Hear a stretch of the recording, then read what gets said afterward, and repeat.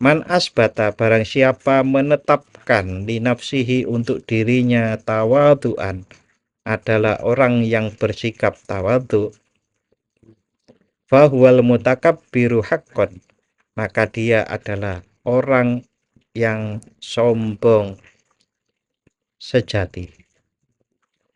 Barang siapa yang menetapkan dirinya rendah hati atau tawadu, maka sesungguhnya, sejatinya dia adalah orang yang sombong. Bapak-bapak, niki harus kita pahami hati-hati nggih. Namun ini semuanya juga sebuah contoh bagaimana seorang ulama itu menggali pengertian pemahaman dari Al-Quran dan hadis. Karena sebagaimana kita ketahui bersama-sama, di dalam Al-Quran, ini nanti saya paparkan gini, Al-Quran terus hadis. Nah, ini pendapat dari para ulama, yaitu pendapatnya Syekh Ibnu Athaillah As-Sakandari. Karena ini contoh betapa seseorang itu memikirkan sesuatu itu tidak bisa hanya satu arah. Kola berkata, itu hanya berkata bukan. Tapi kita harus mempertimbangkan bahwa perkataan itu ternyata tidak hanya lisan saja. Bagaimana sering saya contohkan, kalau qul huwallahu ahad, katakanlah wahai Muhammad, Allah itu esa. Itu bukan hanya diucapkan secara lisan. Sebagaimana juga man qala la ilaha illallah dakhalal jannah. Barang siapa yang mengatakan la ilaha illallah, dia akan masuk surga. Itu bukan hanya lisan saja. Jadi nanti pemahamannya itu Al-Quran, kemudian ada hadis, kemudian bagaimana kemudian menjadi hikmah atau pendapat ulama yang namanya Syekh Ibnu Athaillah As-Sakandari. Astaghfirullah Rabbal baraya. Bismillahirrahmanirrahim. Alhamdulillahirabbil alamin.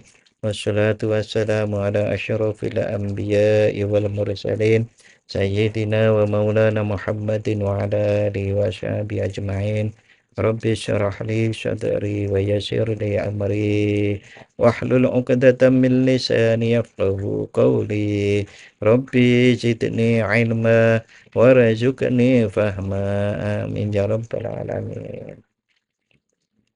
Bapak-bapak dan saudara-saudara rahimakumullah, alhamdulillah malam hari ini kita dikaruniai Allah Subhanahu wa taala kesehatan, juga kesempatan dan juga kehendak, kekuatan untuk bersama-sama kita mengkaji kitab Al-Hikam, yang pada malam hari ini kita sampai pada hikmah yang ke-205.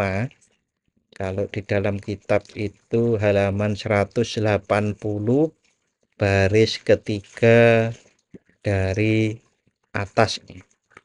Faqala radhiyallahu anhu. Syekh Ibnu Athaillah As-Sakandari beliau berkata, Man asbata li nafsihi tawadu'an fahuwal mutakabbiru haqqan. Laisat tawaddu'u illa an rif'atin, famata asbatta li nafsika tawadu'an fa antal mutakabbir.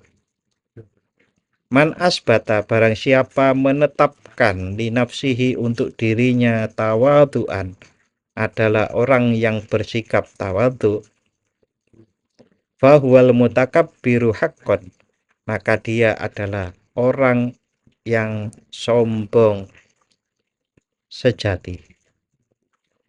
Barang siapa yang menetapkan dirinya rendah hati atau tawadu, maka sesungguhnya, sejatinya dia adalah orang yang sombong.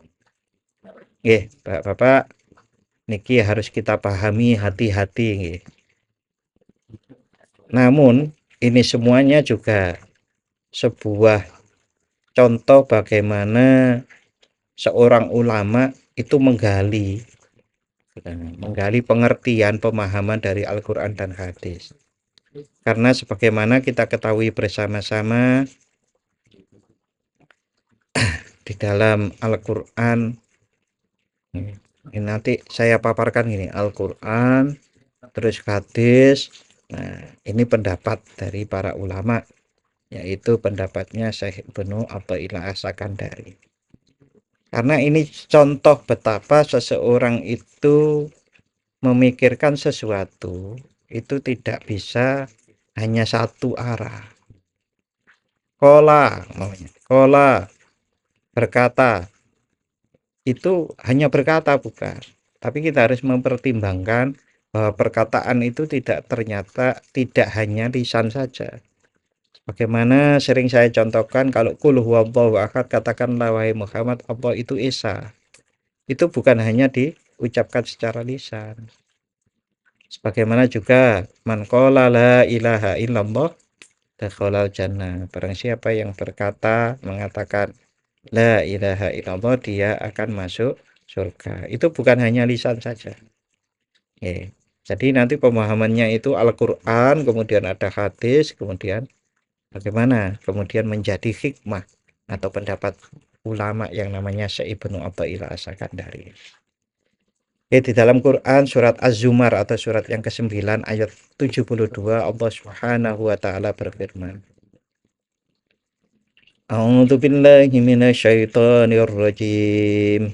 Bismillahirrahmanirrahim. Qila dkhulu abwaaba jahannam khalidina fiha fabi'sa maswal mutakabbirin. Qila dkhulu, dikatakan, masuklah kalian kepada neraka jahanam melalui pintu-pintu. Qilat khulu abwaaba jahannam, dikatakan masuklah kalian ke pintu-pintu neraka jahanam. Khalidina fiha, sedangkan kamu akan kekal di dalamnya. Niki menakutkan loh Pak, nek dipahami. Nek dirungokke tok, dikatakan tok, ya gak ono rasane. Tapi kalau kita pikirkan lebih dalam, ini adalah hukuman yang paling ngeri. Mengapa? Karena setelah masuk neraka jahanam itu kemudian kekal. Tidak ada di sini disebutkan bisa keluar lagi. Kekal loh. Itu kan ya wong loro seminggu ae berarti wis kaya piye. Nah, nek loro sekekal-kekalnya, habis dibakar, kesakitan, dipulihkan biar tambah sakit, tambah sakit, dan itu seterusnya. Seringkali orang itu mau berobat karena ada harap. Tapi kalau nggak ada harapan, putus asa, nggak berobat. Nah, ini kalau neraka jahanam khalidina fiha, tidak ada harapan untuk keluar, niku pripun. Putus asa nggak boleh, mati aja nggak boleh juga, karena yang mati akan dihidupkan kembali untuk menerima rasa sakit akibat apa yang ada, yang dilakukan, yang diimani, yang disikapi di dunia ini. Itu ngeri. Babi sama swal mutakabbirin, maka neraka jahanam itulah seburuk-buruknya tempat bagi orang-orang yang menyombongkan diri. Kemudian di dalam Quran surat yang lain, kata kuncinya karena kita akan membahas tentang masalah tawadhu. Tawadhu itu ada hubungannya dengan sombong itu. Allah Ta'ala berfirman dalam Quran surat Al-Baqarah ayat 34. A'udzu billahi minasyaitonir rajim. Bismillahirrahmanirrahim. Wa idz qulna lil malaikati isjudu li adama fasajadu illa iblis aba wastakbara wa kana minal kafirin. Dan ingatlah ketika kami berfirman kepada para malaikat, sujudlah kalian, sujudlah kalian kepada Adam. Maka sujudlah mereka, para malaikat dan golongan-golongan malaikat itu, kecuali iblis yang enggan dan takabur, dan adalah iblis itu termasuk golongan orang-orang yang kafir.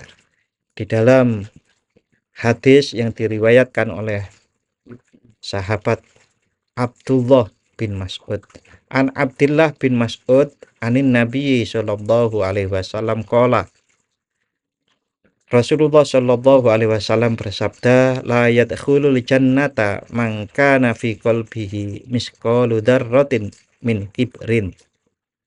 Tidak akan masuk surga orang yang ada kesombongan seberat biji sawi di dalam hatinya. Niki ada Al-Qur'an dan hadis. Niki kelanjutannya hadis masih. Qala rajulun innar rajula yuhibbu ayyakuna saubu hasanan wa na'luhu hasanatan. Seorang laki-laki bertanya setelah mendengarkan Rasulullah bersabda tadi. Niki ya Rasul, sesungguhnya semua orang senang bajunya bagus, sandalnya bagus. Apakah itu sombong? Qala, kemudian menjawablah Rasulullah sallallahu alaihi wasallam, innallaha jamilun yuhibbul jamal, al-kibru batarul haq wa ghamtun nas. Rasulullah menjawab, sesungguhnya Allah Maha Indah dan mencintai keindahan. Kesombongan, yang dinamakan kesombongan adalah batarul haq, menolak kebenaran, wa ghamtun nas, dan merendahkan manusia. Merendahkan manusia itu diantaranya, niki bocorannya sebelum kita baca sebagai contoh agar jelas. Merendahkan manusia itu diantaranya kalau kita bilang seperti ini, boten kok kula jenengan luwih apik, kula boten. Niku bisa jadi adalah merendahkan manusia. Lah kok bisa? Karena kita menilai, Pak. Seseorang itu bisa menilai orang lain itu lebih tinggi, jangan-jangan dia sudah menilai dirinya lebih tinggi sehingga boleh menilai orang lain. Niku yang harus hati-hati. Maka saya teringat bahwasanya Syekh Abu Hasan Asyadzili radhiyallahu anhu pernah berkata, saya takut Syekh Abu Hasan Asyadzili ini gimana? Tidak ada kata-kata saya takut gitu. Bahwasanya saya khawatir, sama mungkin ya, saya khawatir bahwa orang-orang yang tidak memahami ilmu ini, ilmu hati ini, mungkin sekarang banyak orang menyebut ilmu tasawuf atau apapun lah gitu, apapun sebutannya tentang ilmu-ilmu itu, tapi ya ilmu ini artinya ilmu hati, bagaimana gejolak hati kita, gejolak jiwa kita, ya. Yang tidak memahami hal-hal seperti itu dikhawatirkan dia mati dalam keadaan su'ul khotimah. Loh, napa hubungannya? Nah, ini kau tidak akan masuk surga, tidak akan loh Pak, tidak akan masuk surga orang yang ada kesombongan seberat biji sawi di dalam hatinya. Artinya kalau tidak betul-betul mendalami bagaimana gejolak hati kita, gejolak jiwa kita, maka dikhawatirkan kita bisa terjebak di sini tanpa terasa. Oleh karenanya, sebagaimana Syekh Ibnu Athaillah As-Sakandari ini mengemukakan ini, kalau seseorang menetapkan dirinya bahwa dirinya adalah orang yang tawadhu, maka sebetulnya dia sombong. Tawadhu niku apik mboten? Apik ta, Pak? Tapi kalau orang mengatakan saya orang tawadhu, apalagi kok ditambahi lebih tawadhu saya daripada orang itu, orang ini, orang, maka sejatinya dia adalah orang yang takabur atau orang yang sombong sejati. Ngeri toh, Pak? Tapi memang sesungguhnya seperti itu. Sesungguhnya bro, nggih bener niku ngeten iki. Nah, berikutnya id laisat tawadu. Pun ketemu tulisannya. Id laisat tawadu illa an rifatin. Sebab tidaklah tawadu itu kecuali berasal dari kedudukan yang tinggi. Orang itu kok ngerti dirinya tawadhu, berarti dia merasanya sebelumnya merasanya tinggi. Kemudian kok dia sekarang merasa aku wis tawadhu, berarti sebetulnya masih itu, Pak, rasa tinggi itu. Apalagi tawadhu kalau dipahami sebagai akhlak yang baik yang seharusnya dipunyai orang-orang soleh, nah dia kemudian kan bisa mengatakan, wah aku wis tawadhu, berarti aku wong soleh itu loh. Famata asbatta linafsika tawadu'an, maka jika engkau menetapkan asbatta, pakai tasdid, semasa engkau menetapkan linafsika untukmu, untuk dirimu, tawadu'an, bersikap tawadhu, fa'antal mutakabbir, maka engkau sesungguhnya adalah orang yang sombong. Itu Syekh Ibnu Athaillah As-Sakandari. Kemudian yang gak tebel itu penjelasan dari Syekh Ibnu Abbad. Syekh Ibnu Abbad An-Nafasi Ar-Rundi. Isbatu tawadhu'i, menetapkan sikap tawadhu, yaktadi wujudar rif'ati, berarti mengharuskan adanya rasa luhur, rasa tinggi, la mahalata, secara pasti. Isbatu tawadhu'i yaktadi wujudar rif'ati la mahalata, menetapkan sikap tawadhu pada diri berarti mengharuskan adanya rasa kelebihan atau kedudukan tinggi secara pasti. It lau kanat ma'dumatan, sebab jika kelebihan atau arif'a itu tidak ada, laka nadidduha, maka lawannya rif'ah, lawannya keluhuran, lawannya kedudukan tinggi, wa huwa ad-dha'atu, yaitu kehinaan, sabitan maujudan, akan tetap ada dan nyata. It lau kanat ma'dumatan lakana didduha wa huwa dha'atu sabitan maujudan, sebab jika kelebihan, rasa tinggi, rasa lebih, rasa luhur itu tidak ada, maka pasti adanya kehinaan. Adanya kehinaan itu sabitan maujudan, tetap dan nyata atau wujud. Orang kalau merasa tidak tinggi, ya pasti adanya merasa hina. Wala yantafi anil abdi takabbur, wala yantafi, dan sifat sombong itu tidak hilang, anil abdi takabbur, dan sikap takabur itu tidak hilang dari seorang hamba, illa biwujud do'ati, kecuali adanya rasa hina.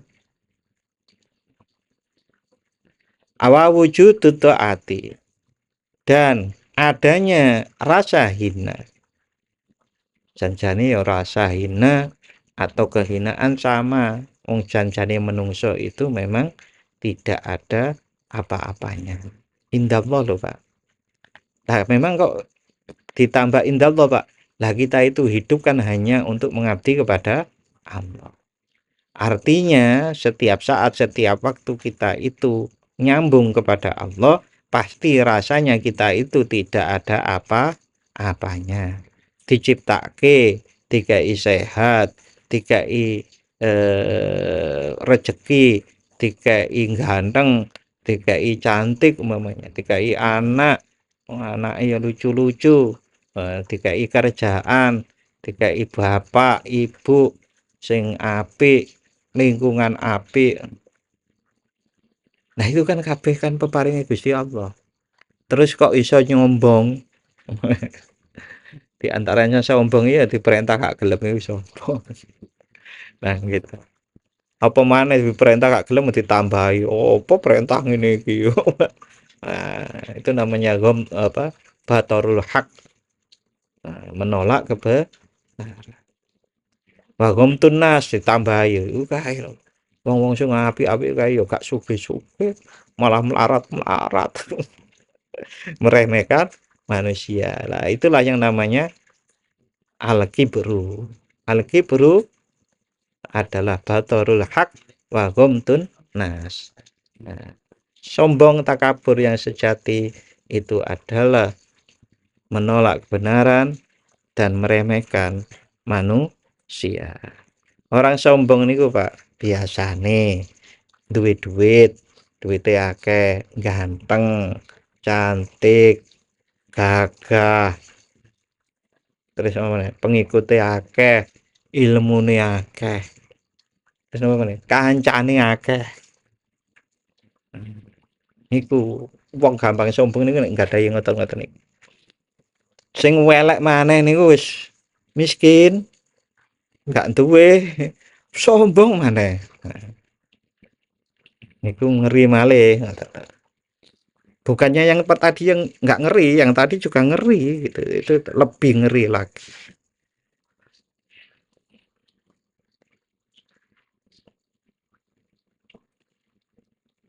Wala yang tafi sampun nggih.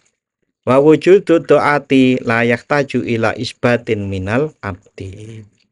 Sedangkan wujudnya kehinaan itu layak taju tidak membutuhkan ila isbatin untuk menetapkan minal abdi dari seorang hamba. Adanya kehinaan itu tidak membutuhkan ditetapkan oleh seorang hamba. Orang usah ngaku-ngaku hino. Pancen memang sejatinya kita itu hina. Tidak ada apa-apanya. Butuhe nang Gusti Allah itu ora iso dihitung. Butuhnya kita loh Pak. Bagi orang-orang yang sudah mukasafah, apakah manusia itu sejatinya bergantung kepada Allah? Iya, nggak ada, nggak pernah.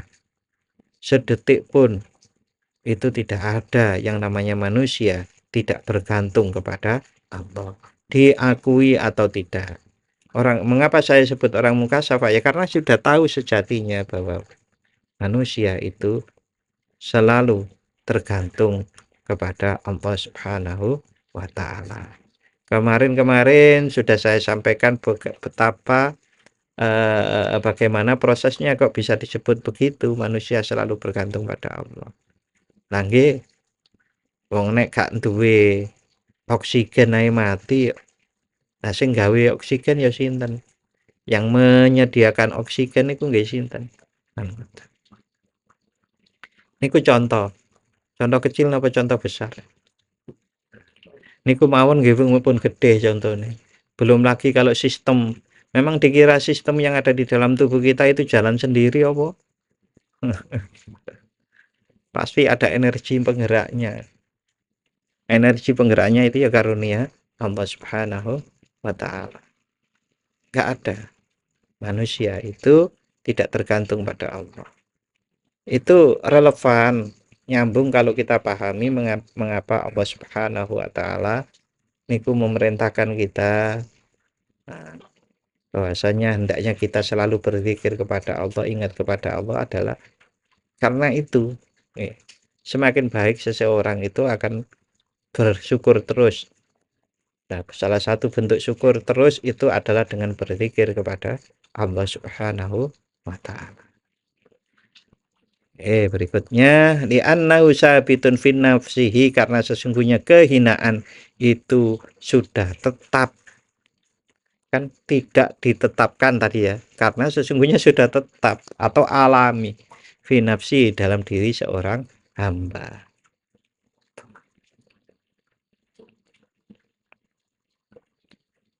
Fattawadhu alladhi asbatahul abdu, fattawadhu, maka sikap tawadu alladhi asbatahul abdu, yang ditetapkan oleh seorang hamba linafsihi, untuk dirinya, layang fi, tidak menghilangkan anhu dari hamba, wujud takaburi, adanya takabur bidoru roti secara pasti. Sikap tawadu yang ditetapkan, ngaku-ngaku tadi loh Pak, aku wis tawadu sikap tawadu yang ditetapkan oleh seseorang untuk dirinya sendiri tidak otomatis menghilangkan sikap sombong darinya. Aku wis tawadu itu tidak otomatis, sebetulnya tidak otomatis bahwa dirinya sudah tidak sombong. Nah, Pak, berarti yang api pripun ya, Pak? Biasa wae. Biasa niku pripun? Ora usah. Wah, saya adalah orang yang enggak punya, saya adalah orang yang bodoh, saya adalah orang yang miskin, saya adalah orang yang enggak berdaya apa-apa. Biasa. Biasa niku pripun? Nggih, mboten usah dadak diunekke. Mirip nek jenengan kalau ada orang mengungkapkan saya ikhlas, itu kan kita malah tanda tanya. Nek ikhlas kok dikandak-kandake sih. Lah dadi wong ngerti. Wong nek gak dikandake kan malah nggak ada orang ngerti. Saya iku ikhlas lillahi ta'ala, malah dikandake. Dadi wong ngerti. Seperti ini. Kita memberitahu diri kita sendiri, wah aku wis tawadhu, itu mirip dengan itu tadi, aku wis ikhlas. Nggih, memang ada beberapa orang yang ulama ya, ulama mengatakan ikhlas itu ya wis kaya orang buang kotoran itu, kotoran BAB itu. Wis nggak dipikir, malah lego. Wis, ini ku ikhlas ini kayak ngoten iki. Wa aidan, dan juga fa inna lafdhat tawadhu, sesungguhnya lafat tawadhu niki membahas tentang bahasa. Sesungguhnya lafat tawadhu itu tu'adzinu bidzalik, adalah mengizinkan adanya takabur. Jadi dalam kata tawadhu secara bahasa itu memuat, atau bahasanya sini mengizinkannya, memuat juga ada kata takabur. Nah, pripun ya Pak? Fa inna tawadhu'a, sesungguhnya tawadhu adalah tafaulun, bentuk dari wazan tafaul. Tafa'ala ya tafa'alu tafa'ulan. Wazan niku pola kata.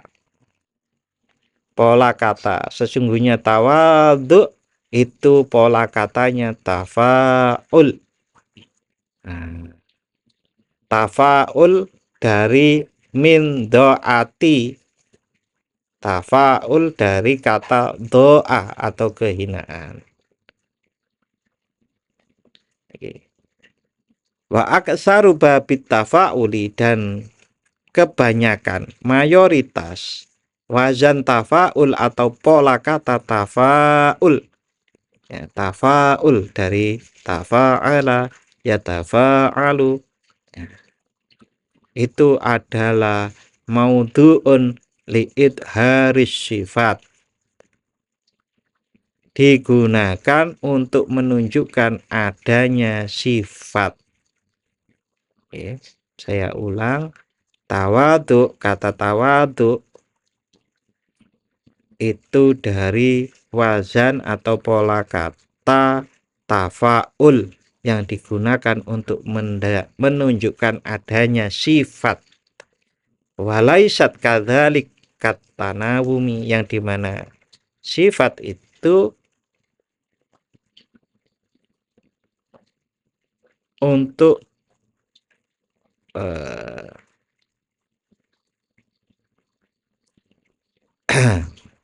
sifat itu seperti pada kata tanawun, katanawumi seperti kata tanawum, watanakuri dan tanakur.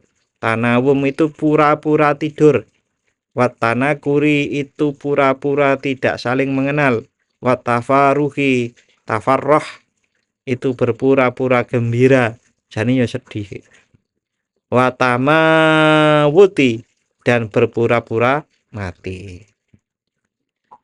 Jadi secara bahasa kata tawadhu itu seakar berwajan atau berpola kata sama dengan tanawum, tanakur, tafaruh, tamawud, yang artinya semua berpura-pura, berpura-pura tidur, berpura-pura tidak saling mengenal. Niki analisis kata, analisis bahasa loh Pak.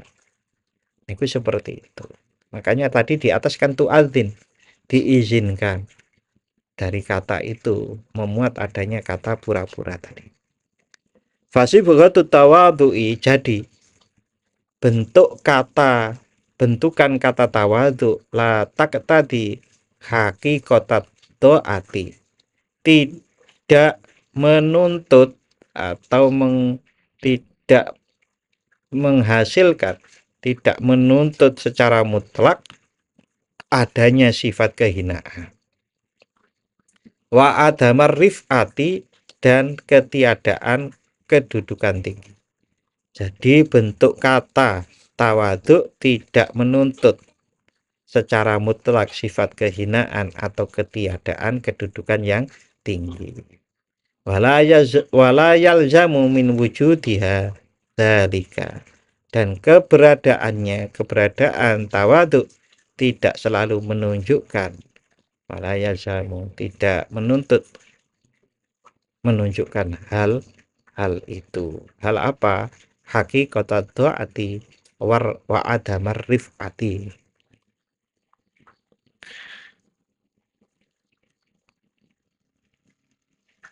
Bapak-bapak dan saudara-saudara rahimakumullah. Lalu bagaimana kita bersikap? Iki Ibnu Abbad menjelaskan seperti ini. Wal matlub, yang dituntut minal abdi dari seorang hamba, innama huwa, sesungguhnya, ayat tasifa bidzalika haqiqatan la idharon faqor. Hendaknya hamba itu betul-betul bersifat dengan rasa hina dan tidak ada rasa tinggi, haqiqatan secara hakiki, la idharon faqat, tidak hanya untuk berpura-pura saja. Jadi yang dituntut dari seorang hamba terkait tawadhu itu adalah menjadikan sifat pada dirinya benar-benar rendah hati, bukan pura-pura saja, benar-benar rendah hati. Bi ayyan tafiya anhu wujudur rif'ati bil kulliyah, yang mana dengan menghilangkan dari dirinya adanya rasa tinggi secara keseluruhan. Pokoknya ono rasa luwih dhuwur, rasa dhuwur, rasa itu tidak, harusnya tidak ada di dalam diri seorang hamba yang baik. Jadi saya ulang, yang dituntut dari seorang hamba adalah menjadikan dirinya bersifat benar-benar rendah hati, bukan hanya berpura-pura, yaitu dengan menghilangkan sepenuhnya rasa tinggi, ya, secara keseluruhan dari dirinya. Yes. Ora usah wah aku luwih pinter.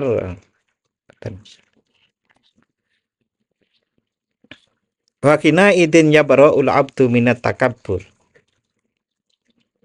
Ketika itu terjadi, ketika itu terjadi sing pundi Pak niki niku wau dia rendah hati dengan sungguh-sungguh gitu. Yabra'ul abdu minat takabbur, maka hamba akan terbebas dari takabur. Wala yakunu lahu wujudun albatata. Hingga sifat itu, sifat rendah hati itu berjalan secara terus menerus semakin dalam, akan tidak ada lagi dalam dirinya, hingga baginya wujud dirinya tidak ada. Gitu Pak. Jenengan itu wujud napa diwujudaken? Nah, jawabannya mesti jelas. Nek diwujudaken berarti jenengan boten wujud. Sing bener kita semua itu diwujudkan. Itu Pak. Nah, ngoten mawon kan pun jelas. Nah, sing wujudke sinten no? Enggak, kalau enggak diwujudkan aja ya gak ono kok. Artinya kita itu diwujudkan, bukan wujud. Pak, nyatanya ada, bukan jenengan itu diadakan, bukan ada. Niku sangat penting sekali, Pak. Jadi seseorang harus memahami dirinya itu diciptakan oleh Allah Subhanahu wa taala. Bukan ada dengan dirinya sendiri, bahkan Allah menjaga dengan mengutus malaikat sebagaimana di dalam Quran surat Ar-Ra'd 2 ayat 11 itu. Allah memerintahkan malaikat itu menjaga kita. Betul pernah ngerti, Pak. Lan jenengan iso urip iku sing jaga sinten? Gampangane jaga lampu kayak gini tetap hidup, no, mboten enten sing jaga. Gampangane ono geni sesuk kan arep tahun baru bakar jagung, umpamane begitu. Lah nek genine ora ana sing jaga apa ya iso murub. Ibarate ngoten. Nggih, Bapak-bapak dan saudara-saudara, berikutnya nggih, Syekh Ibnu Athaillah melanjutkan. Laisal mutawaddi'u alladzi idza tawadda'a ra'a annahu fawqa ma shana. Walakinnal mutawaddi alladzi idza tawadda'a ra'a annahu duna ma shana. Insyaallah akan kita teruskan minggu depan. Hanya saja saya akan menceritakan beberapa kisah-kisah yang dimana itu terkait bagaimana orang sombong sampai sekecil-kecilnya itu kayak apa gitu.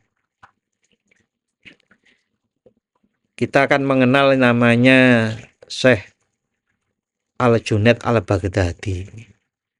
Itu seorang ulama besar. Syekh Junaid Al-Baghdadi niku masanya itu lebih dulu daripada Syekh Imam Syekh Ibnu Athaillah, bahkan dari Imam Ghazali.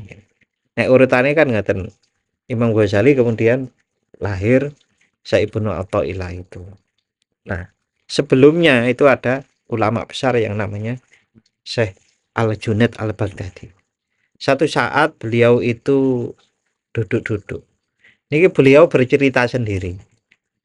Satu hari saya itu duduk-duduk di Masjid As-Suniziyah bersama-sama dengan penduduk Baghdad lainnya. Mengapa? Karena sedang menunggu beberapa jenazah yang hendak mereka sholati. Ini Pak, jadi yang perlu dilakukan, dibiasakan, mungkin dong ya, monggo. Nek enten wong ninggal disolati teng masjid, tidak hanya di rumahnya saja. Sampai sekarang kan itu berjalan dengan baik di Masjid Masjidil Haram, Masjid Nabawi. Nah, ini di Baghdad dulu juga seperti itu. Kan kadang-kadang ya kita itu, kadang-kadang di bawah masjid, kadang-kadang enggak loh. Nah, ini wasiat wae. Kita kan akan mati itu. Nah, di depannya Imam Syekh Junaid tadi ada seseorang yang tampaknya ahli ibadah, tapi minta-minta. Kemudian terbesitlah di dalam hati Syekh Junaid Al-Baghdadi itu. Terbesitnya tadi. Andai saja orang itu mau bekerja, pasti dia terhindar dari perbuatan meminta-minta. Niku batin. Batin mawon seperti itu. Nah, seperti itu bagaimana Syekh Junaid itu kemudian pulang. Sampai di rumah, beliau itu punya wiridan. Wiridan itu rutinitas ibadah sunnah. Rutinitas sholat dan munajat.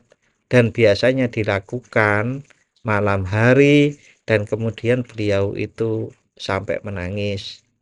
Niku Syekh Junaid. Nek jenengan kan hewan jenengan. Niru Syekh Junaid ngeten iki sae. Malam-malam munajat kepada Allah, sholat malam sambil menangis. Niku Syekh Junaid ngoten niku. Tapi setelah beliau batin tadi itu malam-malam niku mboten saged kaya biasane. Arep sholat ya abot, arep wiritan ya abot, apa malih kok sampai menangis. Ya. Nggih. Nah, niki dereng ngertos nih kita sik ndelok ini. Ya, Syekh Junaid itu oh kok ngene ya. Nah, akhirnya beliau niku tafakur, mikir-mikir sampai ketiduran. Ketiduran karena gelisah capek. Tiba-tiba orang fakir yang minta-minta di masjid yang dibatin beliau itu hadir di mimpi ngoten. Nah, anehnya si pengemis atau yang orang itu tadi yang minta-minta itu digotong dalam mimpi, digotong para penduduk Baghdad lalu menaruhnya di atas meja makan yang panjang. Nah, maka orang-orang itu berkata kepada Imam Junaid, makanlah daging orang fakir ini, sungguh kau telah mengumpatnya, jadi mengumpat dalam hati. Imam Junaid mimpi seperti itu, kaget bangun. Sampai akhirnya dia sadar bahwa ia pernah menggunjingnya dalam hati yang seperti tadi. Seandainya wong iku yo ketok ibadahe akeh tapi sayang gak kerja. Seandainya nek kerja itu api ngono. Terhindar dari meminta-minta. Lalu setelah memahami mimpinya itu, oh, aku salah. Karena salah kepada manusia itu tidak bisa minta ampun hanya kepada Allah. Harus dapat juga keikhlasan yang bersangkutan. Wah, nek ngoten iki medeni to, Pak. Wis piye ya carane nang dalan iki? Ora usah dadak batin macem-macem. Nggih pun batin. Piye Pak carane? Konsentrasi wae. Konsentrasi pripun? Konsentrasi ndelok awak dhewe. Sing didelok napa Pak sikile? Mboten atine. Jenengan niku pas teng pundi-pundi niku biar tidak banyak itu konsentrasi pada hati. Konsentrasi pripun Pak? Lihatlah hati kita sedang mengagungkan Allah Subhanahu wa taala. Namanya begitu. Subhanallah. Atau saksikan hati kita sedang mohon ampun kepada Allah, astagfirullah. Jadi diri kita menyaksikan diri kita sendiri. Nek fokus pada diri sendiri kan gak fokus liyane. delok delok ya, hatiku lagi beristighfar kepada Allah. Aku lagi beristighfar, mohon ampun atas kesalahan-kesalahanku. Minggu kemarin dijelaskan nggih, istighfar itu menurut Al-Misri. Al-Misri niku sinten? Dunun Al-Misri. Itu kan ada 8 ya. 8 yang tercakup dalam istighfar itu. Niku malam Selasa atau malam Jumat, Pak? Malam Selasa kayaknya. Bisa dilihat di rekamannya kalau itu ada 8. Nek gak ono 8 itu berarti istighfare ku gak sempurna. Apalagi kok ono yang mung titik ya. Nggih, di antaranya namanya orang mohon ampun itu nggih pasti menyesal. Orang mohon ampun itu pasti nggak akan mengulangi lagi. Nah, kemudian kita lanjut. Syekh Junaid Al-Baghdadi mengerti mimpinya seperti itu. Kesimpulannya saya harus mencari orang tersebut dan mohon maaf. Oke. Kemudian dia keliling-keliling mencari. Berulang kali dan gagal. Hingga kemudian Syekh Junaid melihatnya sedang memunguti daunan di atas sungai untuk dimakan. Dedaunan itu adalah sisa sayuran yang jatuh saat dicuci. Nyuci nang kali Pak Desi. Nyuci sawi. Terus anak merotol lah. Nah, beliaunya itu memunguti daunan itu. Segera Syekh Junaid menyapanya dan tanpa disangka keluar ungkapan balasan. Apakah kau akan mengulanginya lagi wahai Abul Qasim? Abul Qasim ini pun Syekh Junaid. Tidak, semoga Allah mengampuni diriku dan dirimu. Ini sing aneh gini, wong baru disapa assalamualaikum. Apa kowe arep ngulangi malih? Luar biasa kan? Dan hal seperti itu banyak. Saya lanjutkan nggih. Jadi kita sampai pada membahas tentang masalah tawadhu oleh Syekh Ibnu Athaillah As-Sakandari. Beliau mengungkapkan bahwasannya man asbata li nafsihi tawadu'an fahuwal mutakabbiru haqqon. Barang siapa yang menetapkan dirinya dia adalah orang yang tawadhu, maka dia adalah orang yang sombong sejati.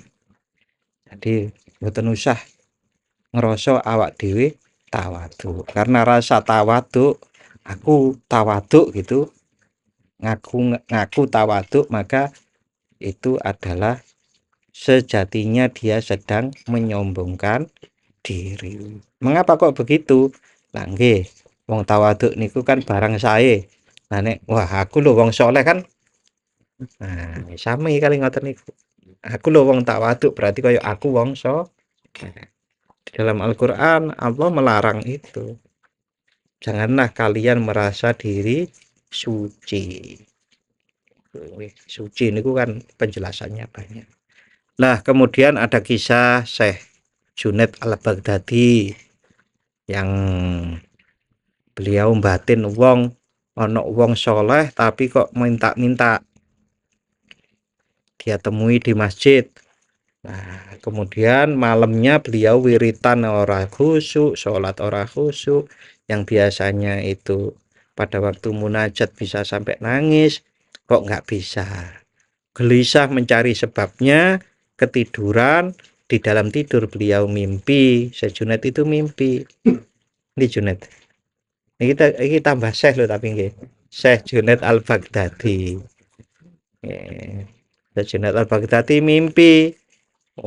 Di mimpi di Baghdad itu ada meja panjang, lalu orang yang peminta-minta tadi itu digotong, diletakkan di atas meja, lalu orang-orang itu bilang ke Syekh Junaid, nih Syekh Junaid silakan makan, katanya gitu.